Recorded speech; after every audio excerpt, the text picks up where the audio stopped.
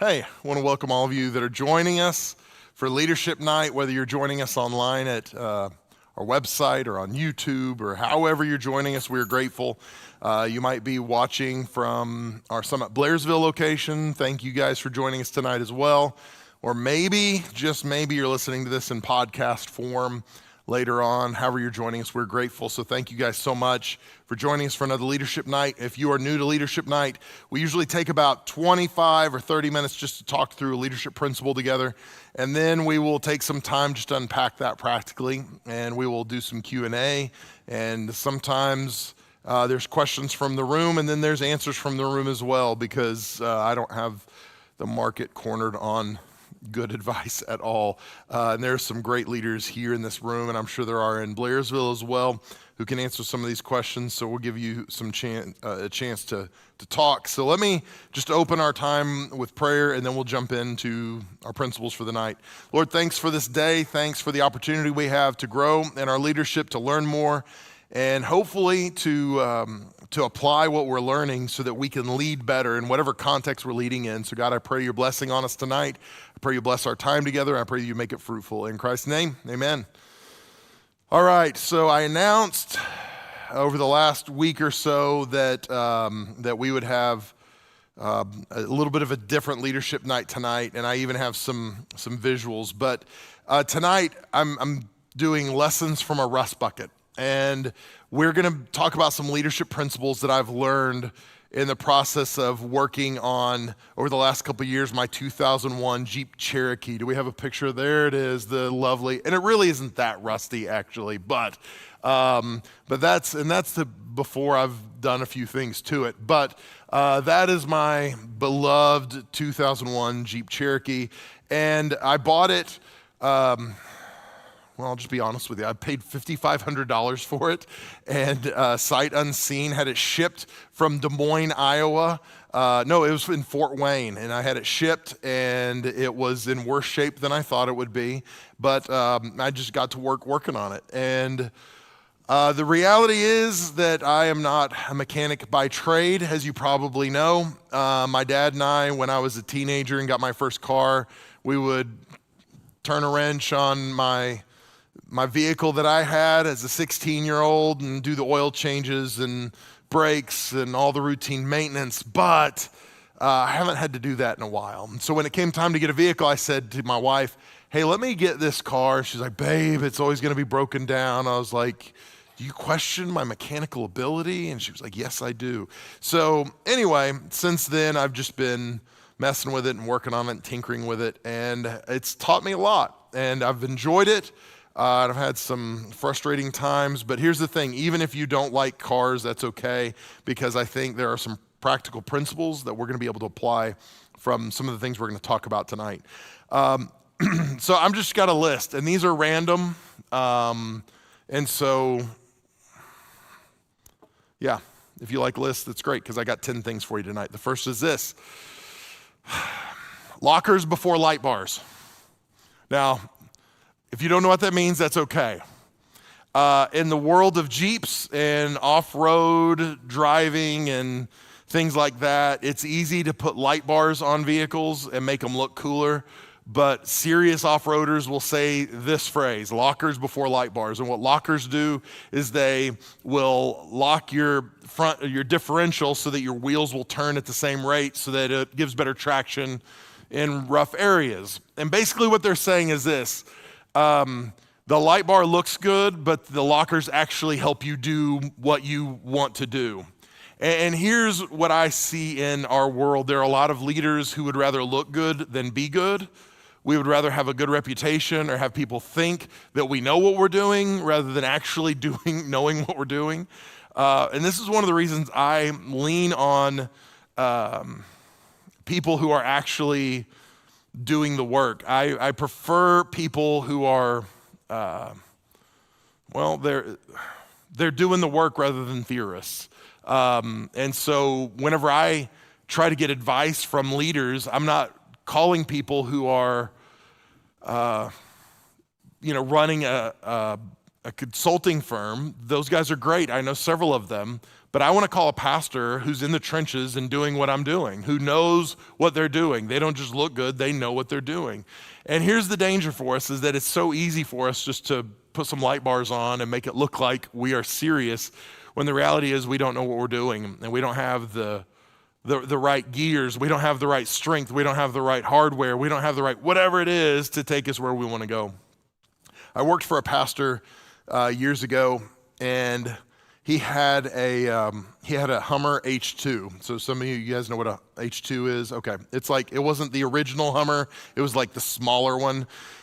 And I thought it was cool. It was like, all right, that's shiny and red. It was cherry red. And one day we had a guest speaker coming, and he couldn't pick him up. He said, Mel, what do you have? What kind of car do you have? And I told him, and he was like, drive my H2 to go pick up the guest speaker. And I was like, all right, thanks, Pastor.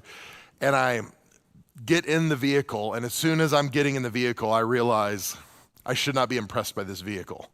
It was like pieces were falling off. There were parts. I mean, it was not that great. So I get to the airport, and I'm not kidding. I get out of the vehicle, go up on the curb, and he's walking out. The guest speaker is, as I'm walking up. I take his bag. I'm greeting him, and I put my hand on the handle. I push the button, and I pull, and the handle comes off the back, like in my hand. I was like, and I didn't even know what to say. I was like, oh, wow, can you believe it? So I got his bag and threw it in the car. But the whole vehicle was like this. And if you looked at it at 55 miles an hour going down the highway, you'd have been like, dang, look at that Hummer. But as soon as it was stopped and you could lay eyes on it, you'd be like, oh gosh, what a piece of junk. And that's the way many of us function as leaders. At high speeds, if you're not paying close attention, we look good. But if we're stopped, if we are inert and you get a close look, some of us will look at other people's leadership and be like, oh gosh, man, this thing is falling apart. And it's this principle of lockers before light bars. We don't want to just look good, we want to be good. The second thing is this. For me, driving a 20, almost 3-year-old vehicle, I always keep a tool roll with me. And here's the tool roll that I keep in my Jeep all the time. This is, if you don't know what a tool roll is, it's just a rolled up tool bag, essentially. But it's small, it's compact, but it's got all of my tools that I would need in here. The reason I do that is because, I don't know if you heard me say this, my vehicle is 23 years old. And so the problem is, I don't know what's going to go wrong with it next. And something could go wrong at any time. So I've got to keep my tool roll with me just in case, because I don't want to get stranded. Now, here's the thing. A lot of us are leading people or organizations, and we lead with this blissful ignorance that it will always be perfect. We're never going to have any issues or problems or setbacks or blowouts, that we're never going to have any problems. And then the reality is, if you're leading an organization, you're going to have a problem. Somebody's going to do something stupid. There's going to be a betrayal. Somebody's going to leave the reservation. Something's going to happen, and you're going to have to fix it. And it's better for us to be aware and be prepared that something is going to go wrong, and that we have a plan for when it goes wrong. Because if we just think everything's going to be fine, we're going to be so disappointed when it's not. Because every vehicle has a problem at some point or another, and every organization has problems at some point or another. And so if we are not prepared for it beforehand, we're going to be in trouble. And so there's practical things we can do to be ready. And one of the best things we can do is just to have regular checkups with our key leaders and make sure they're in a good place. Just like with your vehicle, you have routine maintenance, things you're doing to make sure everything is functioning the way it's supposed to function. And it's important for us as leaders just to be prepared. We keep our tool roll with us. We keep an eye on the things in our organization, the metrics, to make sure it's functioning the way it's supposed to be functioning, because it's going to break down at some point. You're going to have issues. If you don't have issues now, you will. Because that is the nature of organizations, that's the nature of people. We end up in ditches, and we need to get out at times. So you always keep your tool roll with you. Number 3, this is not very dynamic, but this is true for me at least. Scrap yards are fun. I like going to scrap yards. And I don't know why, I just think it's fun. There's a scrapyard in Blairsville that got me in trouble at first when I got my Jeep, and it's called Dancers. And so I would tell my wife, hey, I'm going to Dancers in Blairsville. And she'd be like, what? Hold on, where are you going? Be like, no, it's a salvage yard. They got junked out Jeeps, that's all it is. And she's like, are you sure? So credit card receipt comes in, $35 at Dancers. She's like, what is this? I was like, salvage yard. Okay, just making sure. But a couple reasons I like going to the salvage, well, I'll tell you this too. I had, let me think, I guess it was last year, 2 years ago. I hadn't had my Jeep very long. And I had a trip out to Lancaster County. And I'm such a nerd. I mapped out every decent salvage yard between here and where I was going, and I stopped at every single one. And it was cold, man. And I got out there with my tool roll, and I was crawling around. And oh my gosh, I had so much fun, though. I enjoyed it so much. I stopped at 5 salvage yards that day, just looking at Jeeps and picking parts and things like that. Here's the reason why I like it. I like it because it's an easy way for me to learn. I can get under the hood of an old Jeep and I can look around and see what they've done, see where parts go, see how easily things disconnect, and it's easy to learn that way. It's hands-on. The other part of that is, man, you can find some really cheap parts that way. I love going into places and just picking parts. So with Jeeps, especially the one I've got, there are a number of parts that go missing easily. And it's funny when you look at listings for cars like mine online, Jeepers who know will say things like, the rear wipers work, because a lot of times on Jeeps like mine, they do not. And so if they work, it's a big deal. Or hey, the rear lift gate, it works, because the hydraulics are still working, things like that. So one of the things that happens with Jeeps like mine is that the bumpers for the glove compartment go missing. They just fall out and go missing. And probably 3 months ago, I stopped at Dancers in Blairsville, salvage yard, and they had 2 new to the lot Jeep Cherokees like mine. And I went and I looked, I was like, oh my gosh, this one's almost complete. And I started pulling parts off there, and they had the bumpers for the glove box, and it was like this hallelujah moment where the light was shining down. I was, oh. So I got home and I was like, babe, can you believe they had these bumpers for the glove box? And she was so unimpressed. It wasn't even funny. I was so disappointed. But it's fun because you can find cheap stuff. Now here's the thing. Could I have bought that stuff online? Yeah, I could have bought it online. It would have cost me a lot more. It would have been brand new. I wouldn't have pulled it from a used Jeep, but I could have gotten it.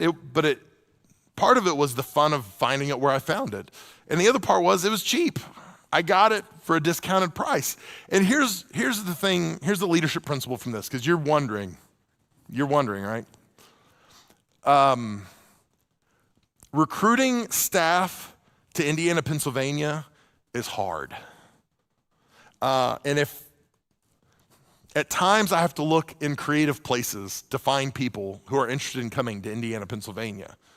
And sometimes the people that we have gotten are dinged up a little bit. They're nicked up. They're not right off the factory, can I say it that way? And we've got the best staff in the world. But in order to get people here, I've had to look in some unconventional places at times. I've had to recruit from some different kinds of places. And it's been worth it. And I've understood that some of the best people I could find, I'd have to pull off the scrap heap. And if we're gonna be honest, I was pulled off the scrap heap to some degree. When I got hired here at Summit Church, I had been fired from my last job. That's not exactly top of the list kind of people you're looking for. But the board was willing to overlook some things and go, all right, there's some things we don't love, but we see potential here. And that's what happens when I go to a scrapyard. I'm looking around, I'm going, hey, this part might not be perfect. It's got some dirt on it. It's maybe not ideal condition, but man, this will work. This will clean up nicely. I see the potential in this. And so it's important as a leader to be able to look beyond the surface and see potential in people that sometimes they don't even see in themselves. And when you do, it can be a boon for your organization, for your department, whatever it might be. One of the things I got from the scrapyard a while back was a thermostat housing for my Jeep. This is not the one I got. The one I got, it was in rough shape, and the thing is, I'm such a cheapskate. These things cost $10 on the cheap end, $60 on the expensive end, okay? So not that much money. They're not that expensive to get, but I saw one and I pulled it and I cleaned it up, and then I took it and had it powder coated because I'm a nerd. It cost more to powder coat it than it would have for me to buy it new. So I had it powder coated to put in my Jeep. And so I had this big project going on, and I put it in, and I had leaks. I had coolant shooting out, and I could not figure out where it was coming out from. Come to find out, my thermostat housing was cracked. It was broken when I got it. I powder coated a broken part, put it in the Jeep. So my next point to you is this. Number 4, being cheap can be very, very expensive. I decided to be cheap. I decided to get a cheap part, and it was expensive for me because I had done a project and I didn't know where it was leaking from because I'd replaced so many components at one time. And so I had to take everything back apart and fish it out and try to figure it out. And if I would have just spent the money in the first place, I wouldn't have had the problem. And you're like, Mel, doesn't that contradict what you just said about, yes, it does, but that's okay. You've got to use discernment when to go a little more inexpensive and when you should just spend the money. Because there's times that all of us, especially with our economy like it is, you go, I don't want to spend money. We're tightening the budget. But there are some things, if you don't spend the money on, it's going to cost you more in the end. It's better to spend the money. It's better to get it right the first time. And I would have been better getting my thermostat housing right the first time. I actually bought another one. I'm going to get this one powder coated again, and then we'll be like it should have been in the first place. Here's one of the things. If you pay the least, then you may not get the people's best, and you may not get the best people. We as a church are not at the top of the pay scale. We're not at the bottom of the pay scale. We're kind of in the middle of churches our size, with our demographic, with our level of income. But one of the things we try to do well is take care of our team beyond the pay. And so we can't pay the best, but we can do other things that really take care of our team. And so because of that, we don't have to overpay. But I had a pastor one time that used to say, if you pay peanuts, don't be surprised when all you get is monkeys working for you. And so you've got to understand, if you are paying at the bottom of the range, then you are going to get exactly what you've paid for. And I would rather take care of people, do things the right way, and cut corners in other places that aren't going to kill you, aren't going to hurt you in the long run. So being cheap can ultimately be very expensive. Number 5. I mentioned this, but I'll throw this in here as well. Try to limit changes to one component at a time. My problem when I changed a whole bunch of the components at once, I was like, oh, I'll knock all these out at once, because I started going, well, I need to change this. Well, if I'm going to change that, I might as well change this. Well, I'm going to do that, I might as well do this. And before I know it, I had 5 different projects that I'd rolled into one. And it was great because I got it done and it looked awesome until I started the engine, and then I had coolant flying everywhere and I didn't know where the coolant was coming from. And then I had to take things back apart to figure it out. And if I would have changed one component at a time, tested it, it would have been easier to figure out, oh, I've got a cracked housing on my thermostat housing here. I've got an issue. And the same thing is true in organizations. When we make sweeping changes, and if you're a leader, you like making big changes. I do. I like seeing lots of things happen. I like seeing the progress. But the problem is when we make a lot of changes all at once and there's not the progress we want, it's hard to figure out sometimes, where is this broken? Okay, is there a system? Is there a person? What is happening within this to keep us from being as successful as we want to be? And so we are better off sometimes saying, hey, we're going to make all these changes, but let's take these in phases so we can see, oh, there's a problem here. We need to work this out. Instead of just going, here's all the stuff. Uh-oh, something's broken. Now we've got to start taking stuff apart to figure this out. So try to be careful how you're implementing your changes and be mindful of where the pinch points are. 6th thing is this: YouTube is your friend. And the application for this is sometimes, really, every answer you want for your vehicle is probably on YouTube somewhere. I YouTube all this stuff and I go, oh, that's how you do. Oh, because sometimes there's clips and it's like you got to get under and around, and squeeze the clip, but it's like, I can't even see the clip. How do I get this? And so I have to YouTube it. I'm like, oh, that's how you do that, right? But YouTube's your friend. Problem is we don't want to do that because we don't want to look stupid or incompetent. Somehow we think people know things about cars just inherently, like we're born with car knowledge that some people are born with it, and I don't want to be the only fool that's using YouTube. They're all using YouTube, okay? Don't be proud, just do that. And here's the value of that. You gotta try new things. You gotta take some risks and go, okay, I don't know anything about this, but I'm gonna take a step out and find something out. And the best leaders are the ones that are curious, the ones that are gonna say, I'm not sure how to do this, I'm not sure if this is gonna work out, but I'm gonna try it.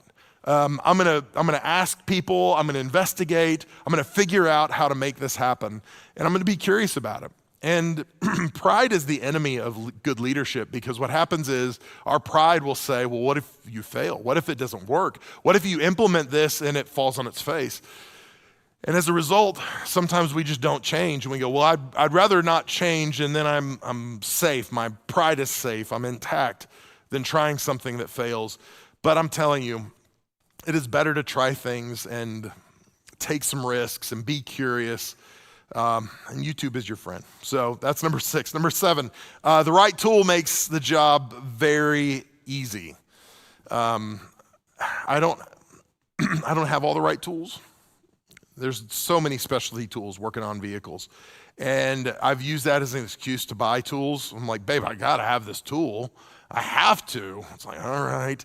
So I've got all these tools now, and they do make the job easier. Because there's a job that should be a 20-minute job that turns into a 4-hour job because you just don't have the right tools. And it's important to have the right tools in place. And the same thing is true in your organization. The right person in the right place can make all the difference in the world. And it's quicker for you and for your organization just to have the right people in the right place. It clogs up all the works whenever we have put the right people in the wrong spots. So in Jim Collins' book, Good to Great, he talks about the bus. He talks about getting the people in the right seat on the bus. And this is kind of the equivalent of that. Having the right people in the right place will make your job easier. And that's why it's so important, not just for their sake, that they're functioning at their best capacity, but also for your sake as the leader. You're seeing things progress and move forward and in the right pace because you've got the right people in the right place, the right tools, doing the right jobs. Number 8, organization promotes efficiency. Probably 4 or 5 weeks ago, my wife pulled into the garage and she was like, what is going on in this garage? And I had been working on stuff and I would just pile stuff. And you guys know what I'm talking about, where it's like, I'm not gonna take the time to put this away right now. I'll just put it right here. I'll just put this right here. I'll just put this right here. And before you know it, it's like, oh, this is a mess. And my wife had said that, but I was feeling it because when I was working on stuff, I didn't know where anything was. And so I was having to dig through, I was looking, where was that? Put it in here, where's this at? And what I've realized is if I know where my tools are, I'm gonna be able to work more efficiently. And if I know what tools I own, I'm gonna be more efficient. Because sometimes I would forget that I even had the right tool. When my father-in-law passed away, in Texas, we went down and spent time helping clean out the house and work through stuff. And I kept finding multiple tools. I'd be like, why did he have 4 of these?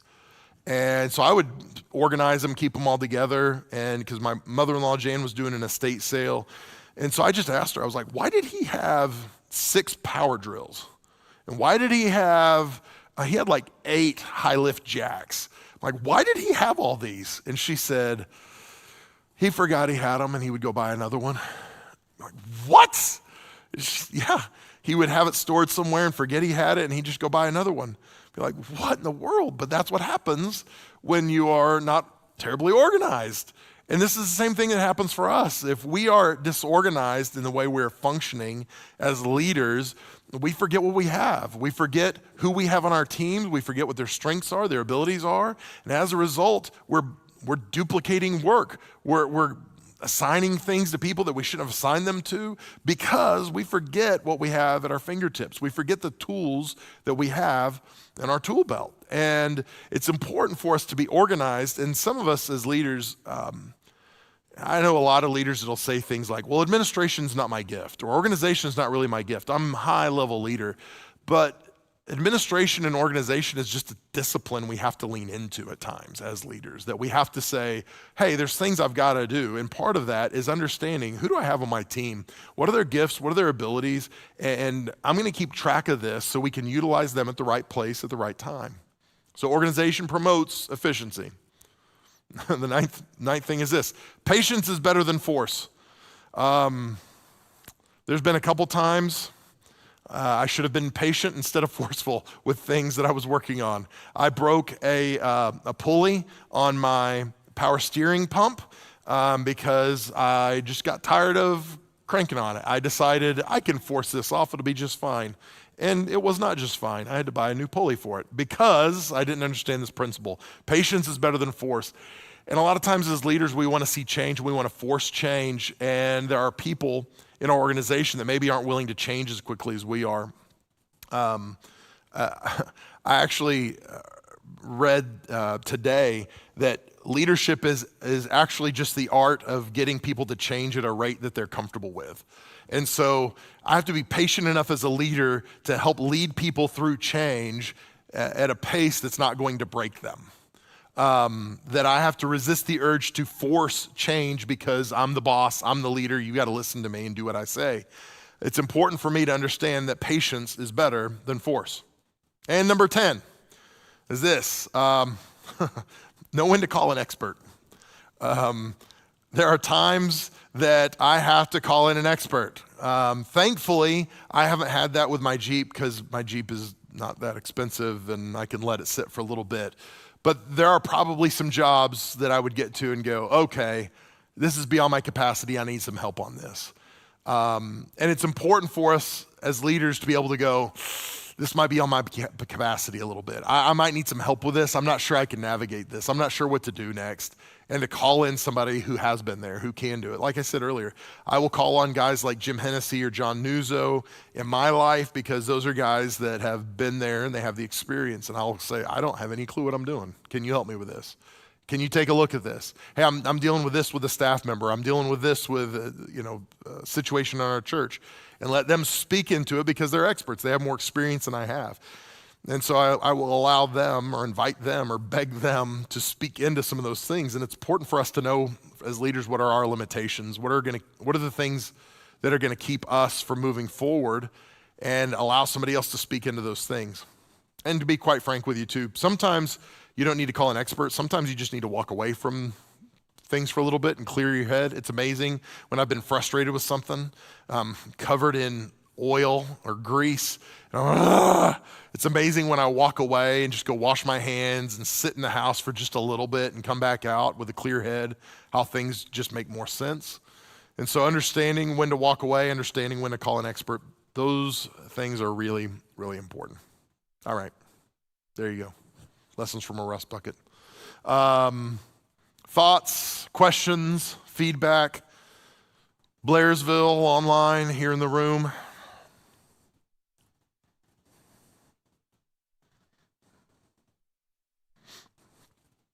And tonight's lesson was really more for me than it was for anybody else. So if you didn't like it, that's okay. I'll do one you like next month. This month I did one for me. So, questions? You talked a little bit about the value of acquiring people and or things at a discounted rate. And so I want to know, what are some incentives that you use to keep your employees happy at the middle of the pay scale? Like you said that you take care of them in other ways. What are some of those ways?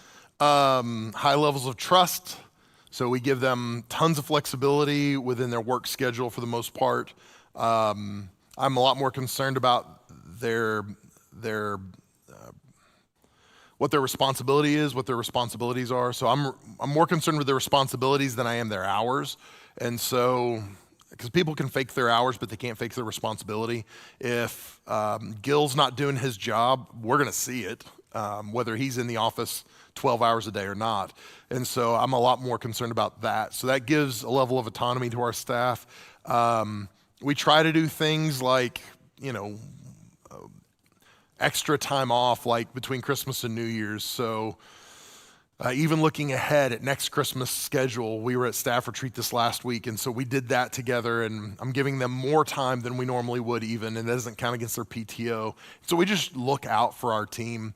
If we know somebody's going through something personally, we take care of their counseling for them, give them some time off, whatever they need to make sure that they are well cared for. And I don't think that's something just churches should do. I think any organization can say, hey, we want to take care of our people. We want to look out for you. You're not just a cog in the wheel. You're not just a number. Employee number 72, that's not who you are. We care about you as a person. So I think that goes a really long way with our team as well. Is it, just a quick follow-up on that? Yeah. For companies that are trying to navigate a recession, is it hard or even possible for them to reverse install those things into their organization? So like, say they're paying at the upper end of the pay scale and they want You can. It's not going to be very popular. But yeah, there are things you could do. One of the things we've talked to, and not just in an economy like this, but like we've talked to churches that are trying to figure out, hey, this is what we've done every year for our staff, as recurring raises. And so in the last few years during the recession we've been going through, one of the things we've talked about is, hey, do bonuses that aren't recurring. Because if you give a raise, a 4% raise, then it's stacking every year. But if you do a bonus for somebody one year where you go, hey, this year we're going to pay for a gym membership for you and your family because we know that's something that you really value. So this year we're going to do this for you. That's not stacking year over year. So that's something you can do that you're not paying for forever. I sound like a cheapskate when I say that, but it's a way that you can take care of your people, but there's not an ongoing cost that you're working off of. So there's a lot of things like that you could do, just a one-time bonus even, just to say, hey, here's a performance bonus. We're not giving cost of living increases, but we are going to give a performance bonus. Here's a performance bonus this year. So there's a lot of things like that you can do that if you've been stuck trying to keep up with inflation and you can't, then you can make some adjustments like that.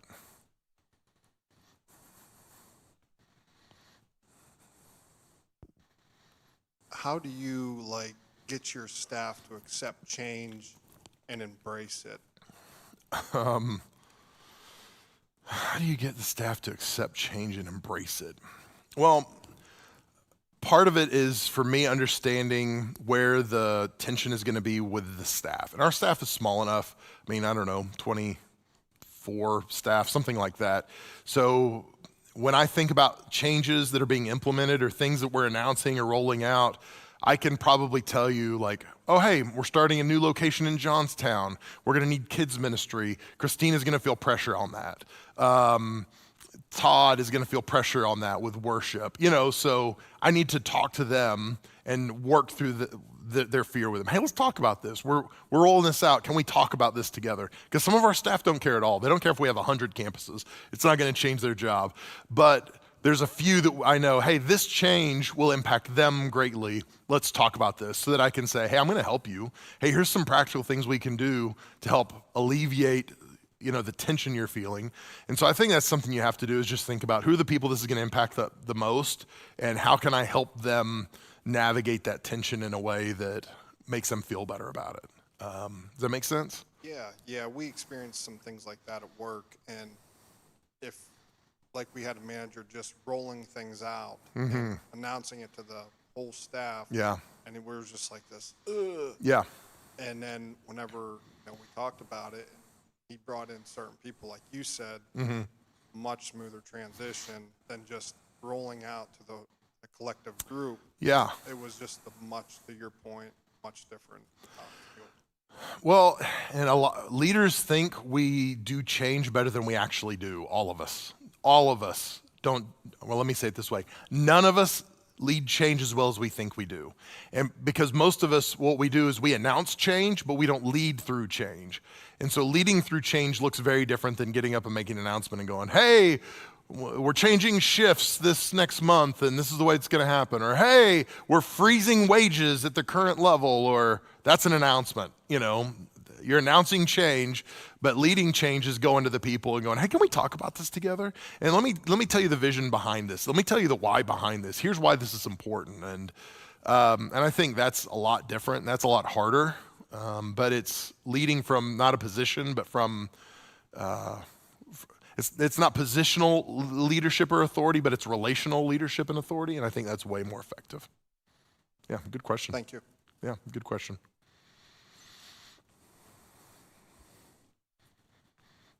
Anyone else? Did I find a mentor? Yeah. No, you know what? There's some YouTube channels. YouTube is my friend. There's some YouTube channels that I go to for all of it. There's I don't know how old the kid is. He's probably 24. That he has a YouTube channel called Out Jeeping. Hey, I'm Austin from Out Jeeping. I feel like Austin's my best friend because I've watched so many of his videos now.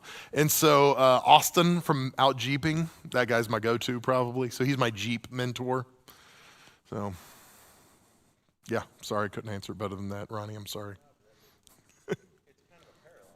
It is. You get into working on, in your case, you're rehabbing a Jeep, but where you see guys that are, like I'm a Ford Bronco guy, a little biased, the other side, even though I drive a Jeep Grand Cherokee. But on that side, it's like these guys end up building fraternities where they're bouncing questions off of because somebody has done the hard thing and said, this is the wrong way to do it, this is the right way. Or they have the tools, end up borrowing them and swapping and stuff like that. Yeah, that's a beautiful thing is there are so many forums for my model is an XJ, so it's a Jeep Cherokee XJ, and there are so many XJ forums out there because the vehicle, there were 3 million produced in the United States between 1984 and 2001, and so they were everywhere. They were ubiquitous, and so they're sitting in scrap yards and people's barns, and so many people have worked on them cheap that there are years of information on websites and things like that. And so it really is just a matter of tapping into that and looking and getting on the forums and talking to people like you're talking about. And you're exactly right. Leadership is the same way. There's so many things we could learn and glean if we just ask people or go, I got no clue what I'm doing here. What have you done in this situation? So, yeah. Yeah, I find the same thing in business, working with some people out in Ohio right now, and we're the new venture, and I'm implementing some pretty unique test stuff that we're buying off a company. But that company, the CTO, is a pretty good friend of mine.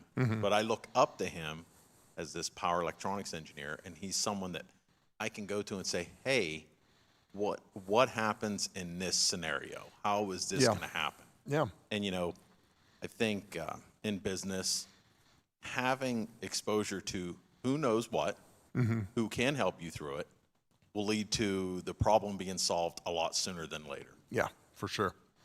Yeah, it's amazing how just asking a question will fix the problem so much quicker than me just trying to figure it out on my own and me trying to just brute force it. You know what's ironic in my family? You think that that's a male thing to do, that just, I've got it, I'll figure it out. But in my family, my wife refuses to ask directions. But if I'm lost, I'm going to stop immediately and be like, hey, I don't know where I'm going. Can you tell me where I'm going? If I'm in the grocery store and I don't know where an item is, I'm going to stop immediately and go, can you tell me where? But my wife is like, no, we'll find it. So we got like role reversals, but I'm like, no, let's ask immediately. Why would I waste my time walking around if somebody can tell me where it's at? But yeah, it's the same principle at work there. In most organizations, what is the optimal balance of generalists to specialists, and who should be paid more? What's the optimum balance? I don't know. That's probably too broad a question. What's the optimum balance? I think it depends on the organization. It depends on what you're trying to get done and get accomplished. I think if you are too heavy one way or the other, though, you're going to be in trouble. I think you've got to have the right balance. I think every organization is going to be a little different, though.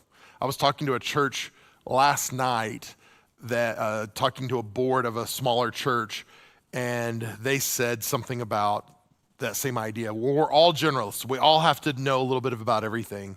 And it's not like you guys where you can all be specialists. And that was literally the language. I just laughed. I was like, that is not the case.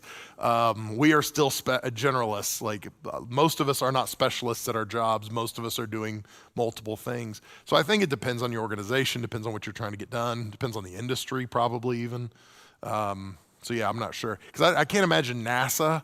I don't have a lot of experience there, but I can't imagine they're just wearing multiple hats, in different departments. Maybe I'm wrong, but yeah, so I'm not sure. I think that you should have more specialists than generalists, and I invite pushback from the room on this. And I think that generalists make better leaders. And so I think that if your generalists are in your managerial positions and your specialists are working for them, I think that's a better balance than the reverse. Am I a generalist in your definition? Yeah, I think so. Well, yeah, no, I think so, because I think that you have in your context, you have a pretty good purchase on what a church should look like as it's operating in a healthy way. But if I asked you to take over the production for the weekend, I don't think that you would enjoy that very much, because that's I would not enjoy more that very much. specialized. But you know enough to know what it would look like if the production was failing. Okay. And I think that is true of all the different departments. And so I would say that a narrow specialist, and this leads to another question, which I want to check online before I take up. We probably need to kick it back to Blairsville at this time. So while Michael's doing that, I'm going to turn it back over to Blairsville so you guys can close out your time together, do some Q&A there in the room. Love you guys. Thanks for joining us, and look forward to seeing you next month for Leadership Night.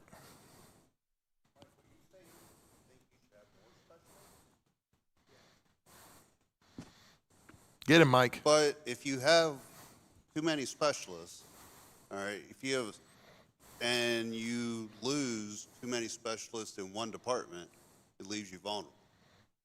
Where if you have individuals that can do X, Y, and Z all, then you're more rounded as a company. You are right, people that can relate and do most aspects of the company. It doesn't mean they're going to do every aspect. They have people that work with them within their circle that support them, but doesn't mean they can't do it. But like I have guys that run pump trucks, right? That's their specialty.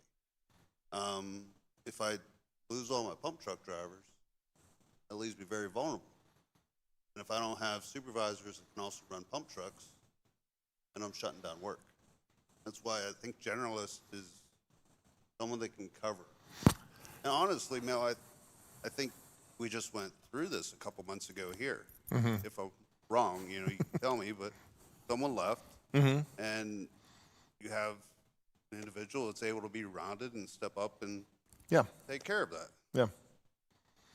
Yeah, and I really do think it depends on the organization and the industry, and not trying to put anybody on the spot. Okay, so Shauna, you've got specialists and you've got generalists, right? And they're called different things with your organization, but you can't have all utility players on your squad. You've got to have some people who know how to pitch, and you can't just have righties. You probably need a couple lefties too, am I right? But that looks different than it does in other organizations. So that's where I'm like, I don't know, do you have a thought on the makeup of a team or specialists or generalists or anything like that? I'm just totally putting you on the spot now, I'm sorry. That's what you get for coming to Leadership Night, I'm sorry. No, I mean, our team is very much filled with, we do have our specialists, we have our pitchers, we have catchers. Last year, for instance, we didn't have catching, so a generalist had to step up, but our team wasn't as strong as being able to have someone who's very, very good at that position. Yeah. But you have some that can kind of go back and forth, that can fill in gaps, but we need more specialists then. Yeah. Yeah, and I really do think every organization is going to be different. And, if you're got a warehouse, you could probably have a bunch of generalists, but you need some specialists to know how to run the systems or how to do, So again, I don't think there's an ironclad rule of thumb on that. I think it depends on your situation more than anything else. So yeah. What else?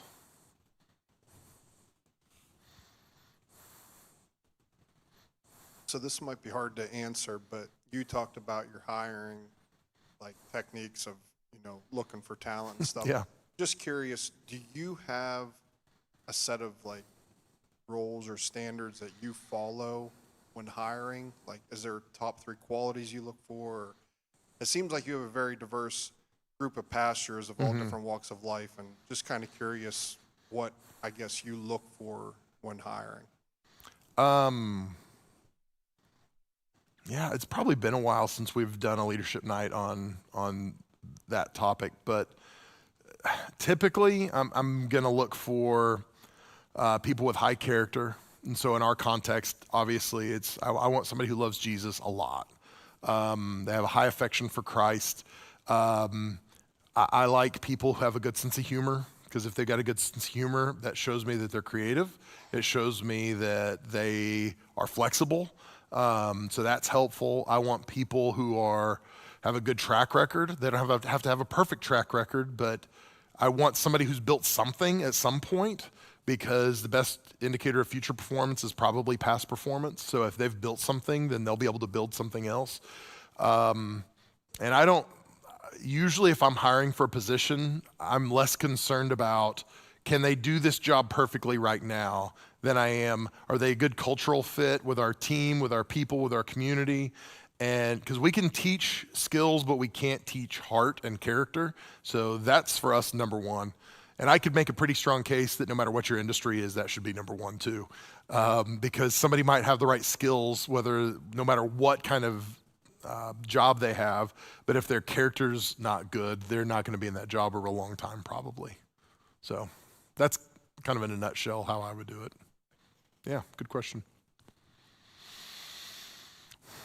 Any other thoughts or questions? When leaders are delegating administrative duties, do you recommend that they should retain a minimum amount of those duties for themselves, or should they try to give all of it away? Oh, I don't know. Does anybody have any thoughts on that? I have some thoughts, but.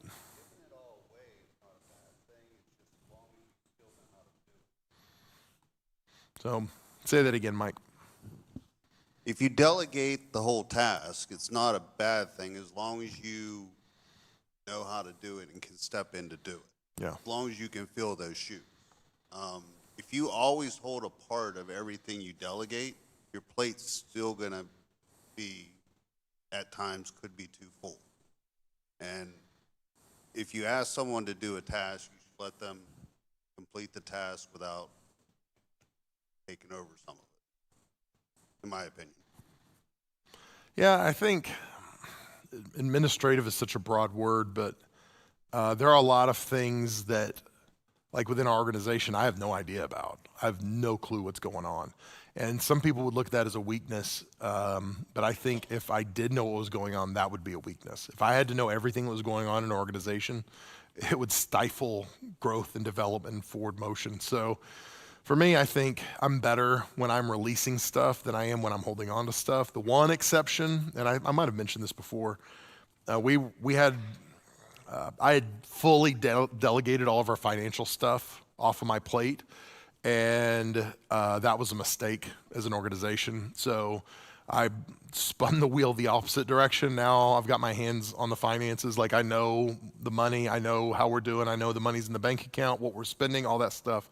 So that's the one area I probably micromanage in our church. Other than that, I pretty well delegate and release, and I think I'm better for it, and probably the organization is better for it. So, yeah, Linda.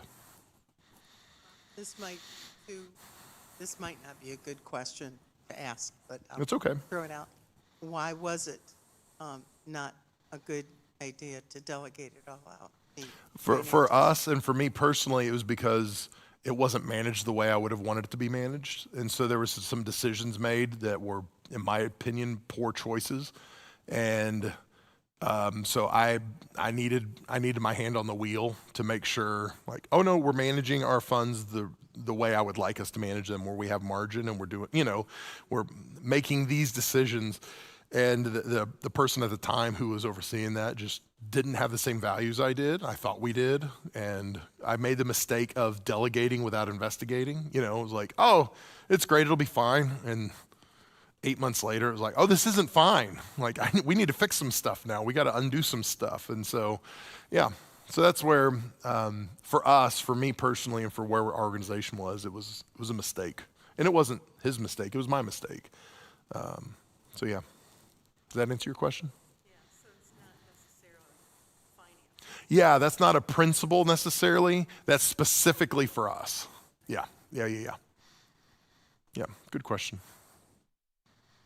What else? So you mentioned how you value creativity in people who you might be hiring.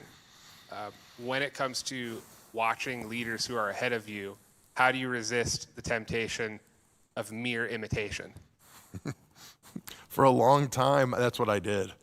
I think when I was a less mature leader, that's what I would do, especially when it came to like public speaking, things like that.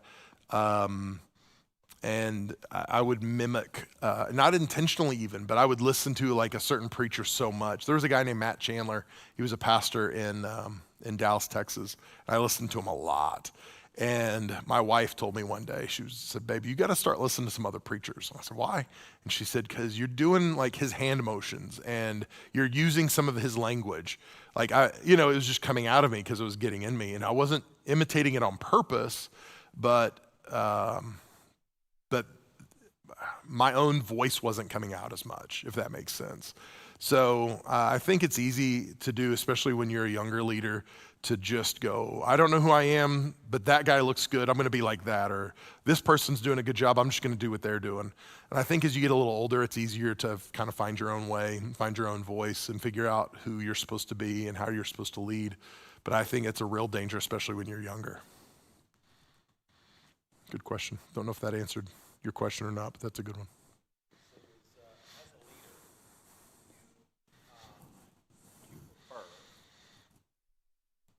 Someone working for you to come up and say, "Hey, I want to be recognized based on these efforts," like telling you, or would you rather that person that you're kind of overseeing watch their actions and then recognize them Yes. for what they're doing? Yes, number two. And this might be a bad analogy. It feels a little bit, the first one feels a little bit like when you're at a restaurant and they add gratuity on the check. It's like, wait a second, you're demanding a tip. I would have tipped you more if you hadn't demanded it. Does that make sense? Yeah. Like, if you hadn't said, "I deserve some credit," I probably would have given you more credit. I probably would have honored you in a greater way. But when you go, "Hey, I deserve," that's when I'm like, all right, well, you got your reward right there. So that's probably my approach. And I don't know if that's the healthiest, but that's probably the way I would look at it. Because I want people on our team that are hungry but humble. And so everybody likes to be acknowledged, but I want people on my team who don't need it. Who that's not what they're living for. Like, if I don't get this, I'm going to shrivel up and die. And with that being said, we also try to do our best to look for those things too and say, "Hey, you're doing a good job," or, "Hey, I've seen you put in a lot of hours. Why don't you take an extra day off next week?" Or, we try to be proactive about that. But if somebody is asking for recognition, that's where I'm like, "Oh, God, I don't know if this sits right with me." Does that make sense? No, it does. I mean, I had a real life example happen recently in my life where in this new venture, part of me wanting to say to the owner, like, "Hey, recognize what I'm doing here," And I think when I was younger, I probably would have said that, right? Yeah. But instead, I just sat back and just plowed through doing the things. And then finally, the guy, Jim, just goes, "Okay, why are you holding back?" And I was like, "I'm not holding back." "Yeah, you are." And I said, "No, I'm not holding back. I'm contributing to the level that you want." And he's like, "Yeah, but you know a lot more than what you're telling people and telling me." And I was like, "Well, I think I wanted it to come to the point that you recognize maybe, and then you ask me for that versus me demanding that from you." Yeah. And I think it was the right approach, and it feels a lot better that way versus Yeah. when you're younger, you start doing a couple things and you see people that are maybe inside an organization that are doing the same tasks as you. Yeah. And you get upset because you're like, wait, this guy's an advisory person. I'm doing the same level work. Compensate me for that or do that, Yeah. you know? And I think when we're younger, we don't realize that that same person probably paid their dues to get to that, you know? And Yeah, as a we leader, have. I think you just want to watch people grow. And then when they do it and you see it, that's when you want to take that opportunity to recognize that person Yeah. and propel them up. And I don't think, I wouldn't do this with every leader, but I think there's probably some leaders that would be okay with you saying, hey, I just want to tell you how I'm wired. I want you to know what motivates me. Because some people are motivated by a kick in the rear and some people are motivated by a pat on the back.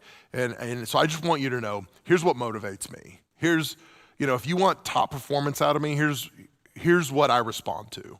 And I think some leaders would be put off by that. I think some leaders would be totally cool with it. And I know, like, for me as a leader, I would rather somebody tell me that and be like, great, okay, it takes the questions out of it. Now we know, let's go. And so I think even that, I like that kind of approach with the right kind of leaders.